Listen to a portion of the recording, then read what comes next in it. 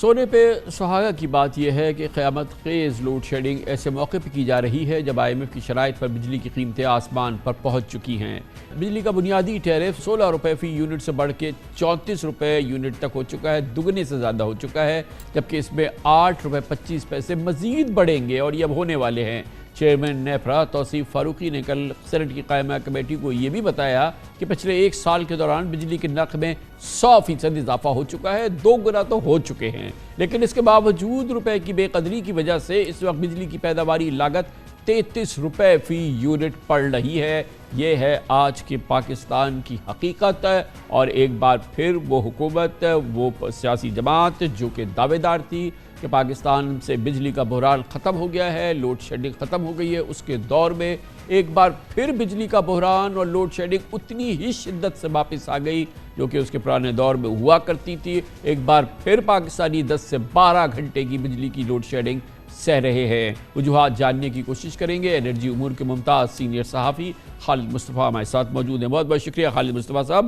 یہ فرمائیے گا کہ یہ کم و بیش ایگزیکٹلی وہی صورتحال ہو گئی ہے جو کہ ہم 2013 سے 18 کے دوران دیکھتے تھے، جب کہ نون لیگ کی حکومت تھی اور پاکستان میں بے پناہ بجلی کا بحران تھا، اور اس سے پہلے کے زمانے میں، اور ہمیں یہ بتایا گیا تھا کہ یہ ہم ہمیشہ کے لیے ہم فراغت پا گئے ہیں، ہمارے پاس ضرورت سے زیادہ بجلی ہے تو لوڈ شیڈنگ وغیرہ تو ہوگی نہیں، مگر ایک بار پھر یہ 10 سے 12 گھنٹے کی لوڈ شیڈنگ، ایک بار پھر 1 گھنٹہ بجلی آنا اور 1 گھنٹہ بجلی جانے والا نظام واپس آ چکا ہے۔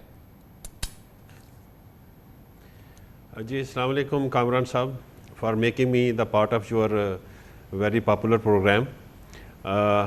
کمنگ ٹو یور کوسچن، آپ کا جو کوسچن ہے وہ یہی ہے کہ جی یہ کرائسس بار بار کیوں ہوتا ہے ڈسپائٹ دا فیکٹ کہ ہمارے پاس بہت زیادہ انسٹالڈ کیپیسٹی ہے۔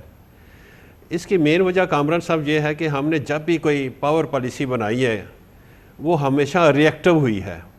کبھی ہم نے ہوم گرون اور برین سٹارمنگ کبھی نہیں کی کہ ہمیں کس قسم کی جو ہے الیکٹریسٹی چاہیے، افورڈیبل چاہیے اور کتنی افورڈیبل چاہیے۔ یہ اگر آپ 1994 سے شروع ہو جائیں تو اس وقت جو الیکٹریسٹی کا کرائسس تھا اس کو میٹ کرنے کے لیے اس وقت کی حکومت lead by the Pakistan Peoples Party 1994 policy انہوں نے دی اور IPPs انسٹال کیے تھے۔ وہ فرنس آئل پہ چلتے تھے سارے پروجیکٹس۔ اس کے بعد پھر مشرف صاحب کی گورنمنٹ آئی تو اس پورے ٹنیور میں کوئی بھی ایڈیشن نہیں ہوا الیکٹریسٹی کا، 1 میگا واٹ کا بھی ایڈیشن نہیں ہوا۔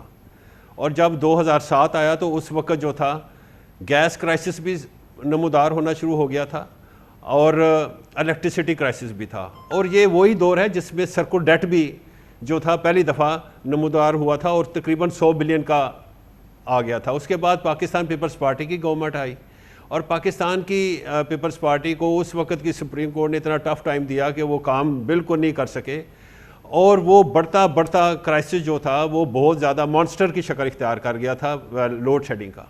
اس کے بعد جو مسلم لیگ نون آئی تو جب انہوں نے ٹیک اوور کیا تو انہوں نے اپنی کمپین میں بھی یہی کہا تھا کہ جی ہم الیکٹریسٹی کرائسس کو ختم کرنے آئیں گے، اور ان کو اسی وجہ سے ووٹ بھی پڑا تھا۔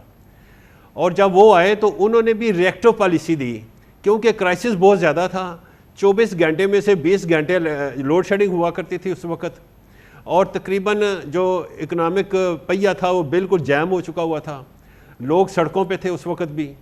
لیکن وہ چونکہ ان کے پاس راستہ کوئی نہیں تھا کہ ہم جو ہے یعنی کہ ہوم گرون کوئی پالیسی بنائے، ایسی پالیسی بنائے جو افورڈیبل ہو الیکٹریسٹی، انہوں نے بھی جلدی میں ایک پالیسی بنائی 2015 میں۔ اس کے تحت انہوں نے پروجیکٹس وغیرہ لگائے، سی پیک پروجیکٹس لگائے، again based on the imported fuel. اب وہ جو based on the imported fuel projects ہیں وہ ہمیں ہانٹ کر رہے ہیں، اس وقت ہانٹ کر رہے ہیں جب ہمارے پاس بالکل لیکوڈیٹی کرائسس آ چکا ہوا ہے۔ یہ بھی تو الزام آتا ہے نا کہ ضرور وہ بجلی کی جو پیداوار ہے اس کو بڑھایا گیا، جنریشن کو بڑھایا گیا، سی پیک کے منصوبے آئے، مگر جس قیمت پر آئے، جن شرائط پر آئے، جس صورتحال میں آئے، اور پھر مثال کے طور پہ پنجاب کے اندر جو ہے کوئلے کے پروجیکٹ لگائے گئے، اور جس میں کسی قسم کا ایک تھاٹ پروسیس نہیں، اور اس کی قیمت جو تھی وہ بے پناہ اس کی پرواہ شاید نہیں کی گئی کہ یہ کبھی بھی پاکستان اس کو پے بیک نہیں کر سکے گا اس تمام معاملے کا. تو اب وہ پورا جو ہانٹ کر رہا ہے، وہ پورا جو پالیسی تھی، جو پورا نظام جس نے کہ وقتی طور پہ ہی ہمیں خبر دی کہ جنریشن ہماری پوری ہو گئی ہے، اب وہ ہمارے گلے میں آ رہا ہے. جی بالکل صحیح فرمایا آپ نے. یہی تو میں کہہ رہا ہوں کہ وہ بڑی ریئیکٹو پالیسی تھی جس کی بنیاد پہ اب ہمیں وہ جو because of the non availability of the dollars ہمیں یہ جو ہے نا ہانٹ کر رہے ہیں یہ سارے کا سارا جو ہے نا. اب ہمارے پاس پیسے نہیں ہیں. آپ یہاں سے اندازہ کر لیں کہ ہم نے پچھلے دنوں 6 کارگوز کے from October two December LNG کے کارگوز کے لیے ٹینڈرز ایشو کیے، لیکن ہمیں کوئی بھی جو تھا اس کی بڈ نہیں آئی. وائی؟ یہ سوال پیدا ہوتا ہے کیوں نہیں آئی بڈ؟ کیا وہ لوگ جو بڈرز تھے، جو انٹرنیشنل سپلائر تھے LNG کے، وہ دیکھ رہے ہیں کہ پاکستان کی اس وقت حالت کیا ہے؟ کیا یہ ہمیں پے بھی کر سکتے ہیں کہ نہیں کر سکتے؟ LC کھول سکتے ہیں کہ نہیں کھول سکتے؟ ان کے ذہن میں کیا چل رہا ہے؟ اسی طرح میں آپ کو ایک اور ایگزامپل دیتا ہوں کہ 600 میگا واٹ کا solar power plants government of Pakistan جو ہے وہ as a pilot project Muzaffar آباد میں لگانا چاہ رہی تھی. اس کے لیے بھی بڈز انوائٹ کی گئیں، اور جو آخری ڈیٹ تھی جب ان کو انفولڈ کیا گیا بڈز کو تو کوئی بھی بڈ نہیں تھی. Again why? اسی لیے کہ اب یہ جو انرجی سیکٹر ہے آپ کا ایز اے ہول یہ انسسٹینیبل ہو گیا ہوا ہے. جو اس وقت ہماری کیپیسٹی پیمنٹس ہیں وہ اس کا جو بیس ٹیرف ہے نا، بیس ٹیرف، اس میں اس کا کنٹریبیوشن جو ہے وہ 57% ہے، اور اب جو نیکسٹ ایئر ہے جو کہ شروع ہو گیا ہے اس میں اس کا 63% ہو جائے گا، and in the coming years یہ 70% تک جا سکتا ہے، کیونکہ یہ جو کیپیسٹی پیمنٹس ہیں یہ بہت بڑا شیئر ہوگا، بڑھتا چلا جا رہا ہے پرائسز میں، جو بیس پرائس ہے. اور یہی حالت جو ہے یہ ہماری آئل اینڈ گیس سیکٹر میں بھی ہے. ابھی آئل اینڈ گیس سیکٹر میں ہم نے کچھ بلاکس جو تھے وہ ان کی مارکیٹنگ کی، باقاعدہ مارکیٹنگ کی، لیکن اس میں بھی کوئی بھی فارن جو تھا بڈر وہ نہیں آیا سوائے OGDCL کے.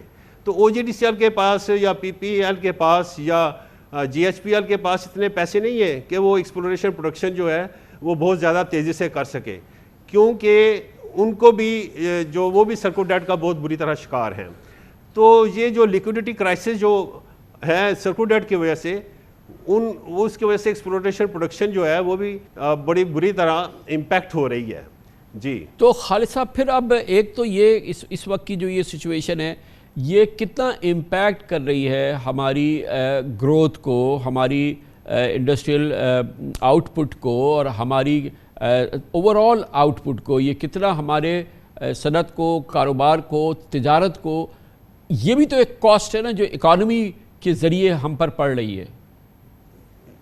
جی یہ دیکھیں جی جو ہمارا ایکسپورٹ سیکٹر تھا وہ ہماری ایکسپورٹس جو ہے اس وقت شاید $25 بلین ہوئی ہیں. اگلے جو پہلا تھا وہ $31 بلین تھی لاسٹ ایئر، اور اب بہت اس میں فرق پڑ گیا. اسی طرح جو ٹیکسٹائل کی جو ایکسپورٹس تھیں وہ تقریباً $2.8 بلین کم ہوئی ہیں اس سال.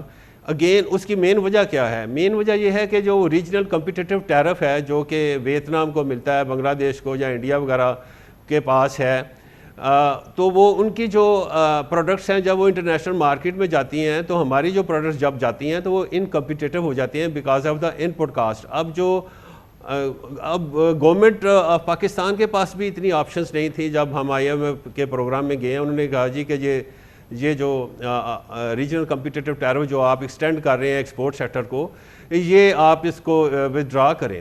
تو ان کو اس وجہ سے ودرا کرنا پڑا، اور پاکستان بہت ڈیسپریٹ بھی تھا کہ وہ اس کو IMF کے پروگرام میں شامل ہونا تھا ہر صورت میں. اور انہوں نے کیونکہ پاکستان ڈیفالٹ کا خطرہ جو تھا اس وقت اس کے سامنے تھا، تو اس کو اوائڈ کرنے کے لیے اس کو IMF کی ساری باتیں ماننی پڑی ہیں.